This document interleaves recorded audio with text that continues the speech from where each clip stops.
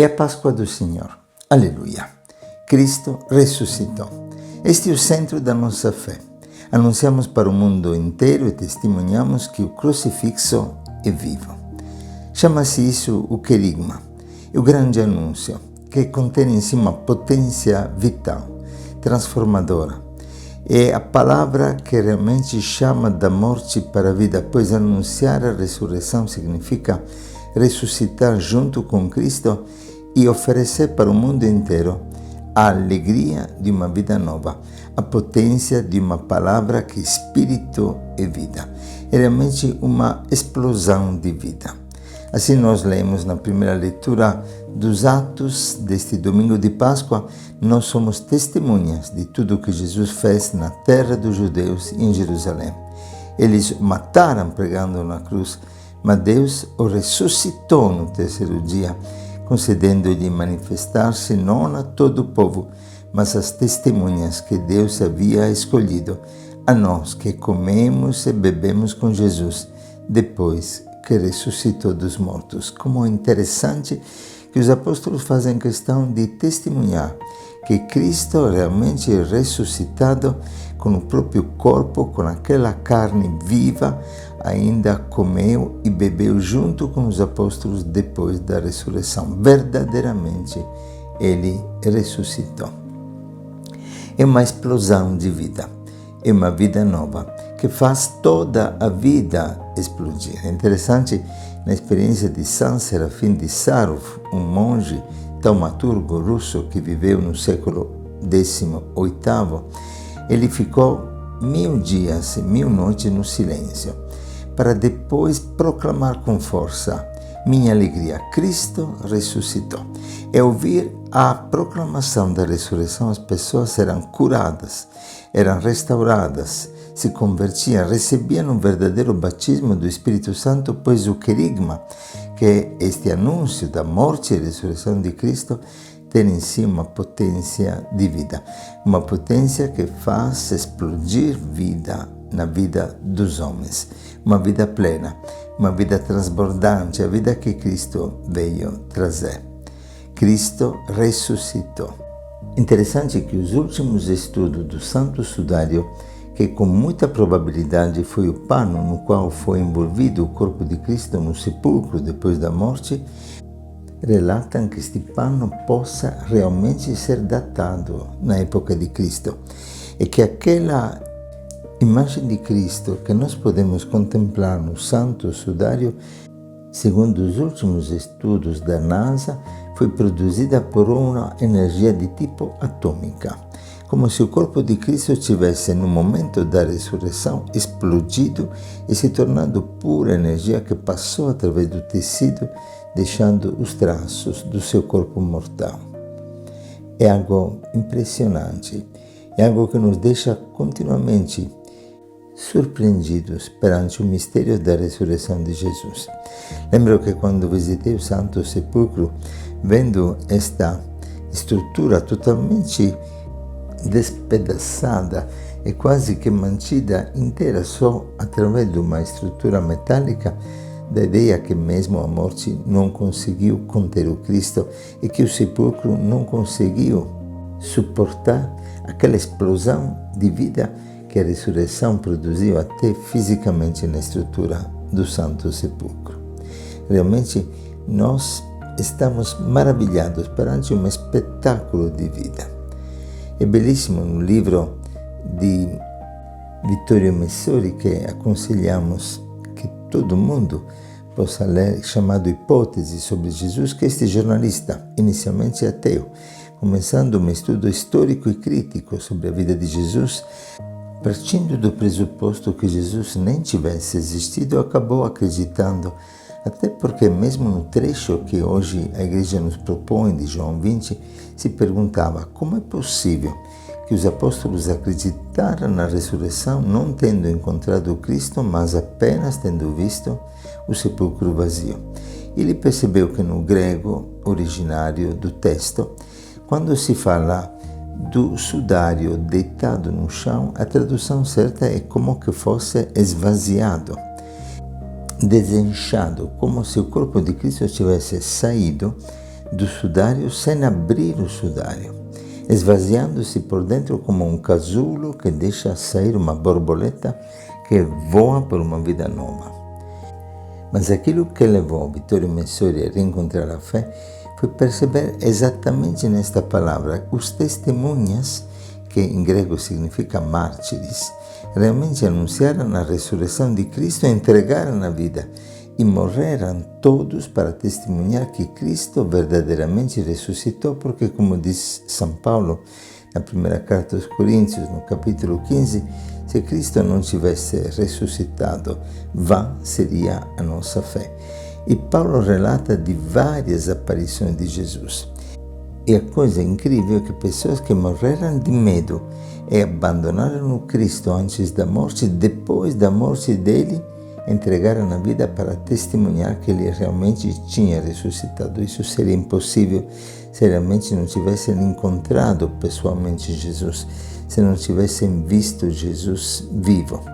E Paulo relata realmente de várias destas aparições. Ao todo, no Novo Testamento, nós encontramos 18 aparições. Inclusive, uma das vezes diz Paulo que apareceu contemporaneamente para 500 pessoas, das quais várias ainda estavam vivas na época de Paulo.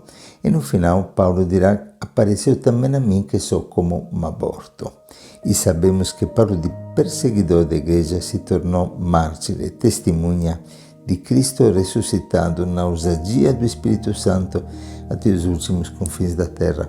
Vittorio Messori se convenceu exatamente disto. Como era possível que esses apóstolos, que manifestaram toda a própria fraqueza quando Cristo ainda vivia, depois tiveram a força, a coragem, a ousadia de testemunhar até a morte a ressurreição de Cristo, se realmente não tivessem encontrado Jesus vivo. São testemunhas da ressurreição e testemunhas pelo sangue do próprio martírio. Dizia Napoleão, depois da conversão dele no exílio: após Pedro, os primeiros 32 bispos de Roma que sucederam foram todos, sem exceção, martirizados. Por 3 séculos, sentar na cadeira de Pedro significava morte segura. Todos os poderes da terra se coalizaram contra pobres homens e mulheres miseráveis e indefesos, mas com uma energia misteriosa e incontrolável, que era a fé na cruz de Cristo e na sua ressurreição. E terminava Napoleão dizendo: creio que não tem nada de mais bonito, de mais profundo, de mais simpático, de mais razoável, de mais viril, de mais perfeito de Cristo.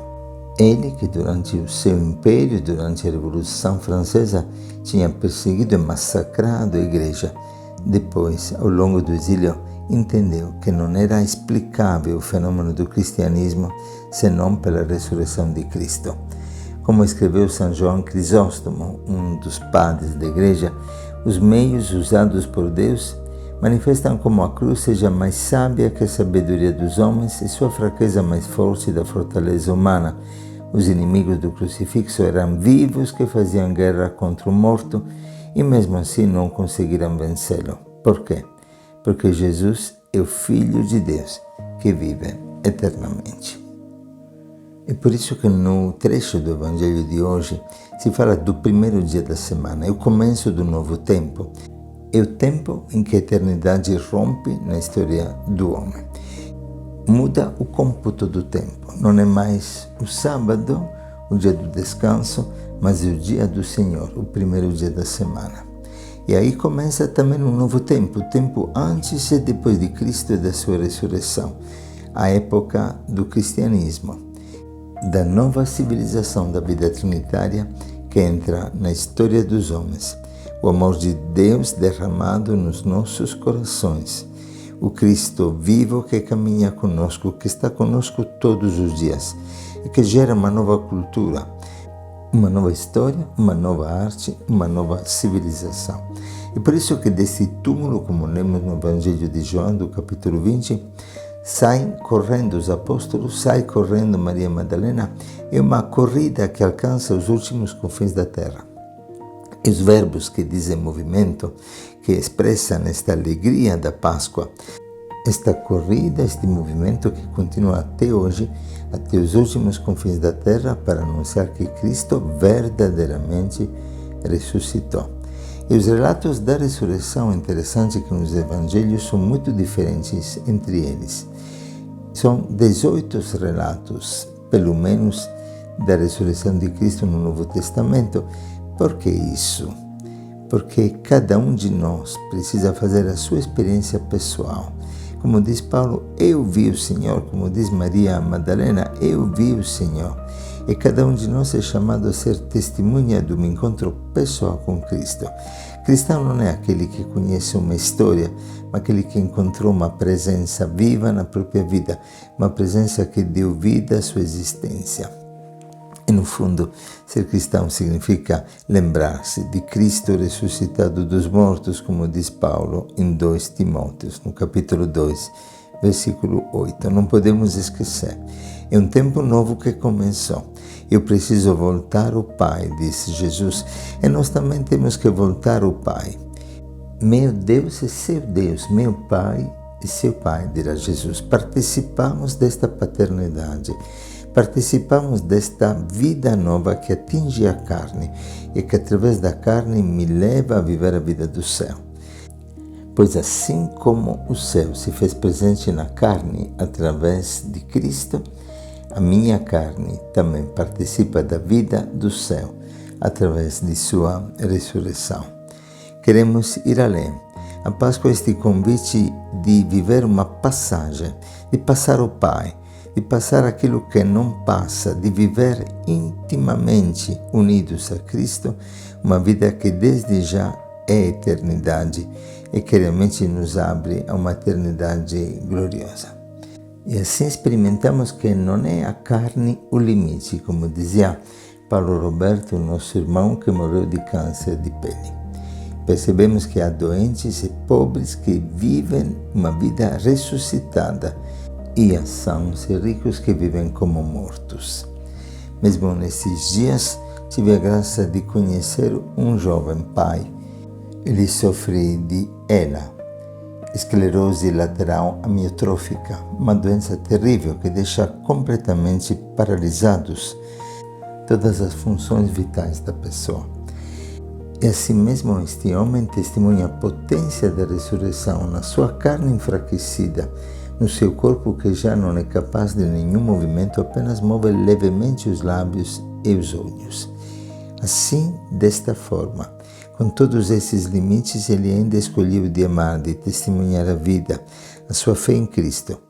E com estes pequeníssimos movimentos consegue escrever livros, consegue transmitir o seu testemunho, verdadeiro mártir de amor, pregado numa cama, mas não amarrados no espírito. Esta é a potência da ressurreição de Cristo. E hoje, como ontem e sempre, milhões de cristãos no mundo testemunham que Ele ressuscitou e que realmente a morte não tem mais poder sobre nós. Este homem me comoveu profundamente porque, acima de tudo, com toda esta limitação, ainda desejou doar algo de si. E nos doou 2.000 livros que ele escreveu e disse: venda nesses livros, eu quero ajudar a construir a cidade Rahamim, a cidade da misericórdia que estamos edificando para acolher pobres, abandonados, irmãos de rua, que uma vez viveram nas drogas, que viveram no tráfico, que viveram numa vida perdida e que agora, experimentando a potência da ressurreição da misericórdia de Deus, têm uma vida nova e querem testemunhar numa sociedade alternativa, numa sociedade caracterizada pelo amor recíproco, que realmente a vida é maravilhosa e que Cristo liberta de todo o mal e nos ressuscita. Realmente ninguém é tão pobre que não tenha algo para dar, nem tão rico que não tenha algo para receber. E João Marcos, este pai doente de ELA, ainda soube repartir a sua vida e gerar vida, mesmo que aparentemente a sua vida esteja definhando, mas a vida eterna contida no seu coração resplandece e transborda para o bem de todos. Esta é a Páscoa. Que o Senhor te abençoe e te guarde e te conceda a alegria de uma Páscoa plena, de uma Páscoa contagiosa, de uma vida transbordante. Feliz Páscoa para todos.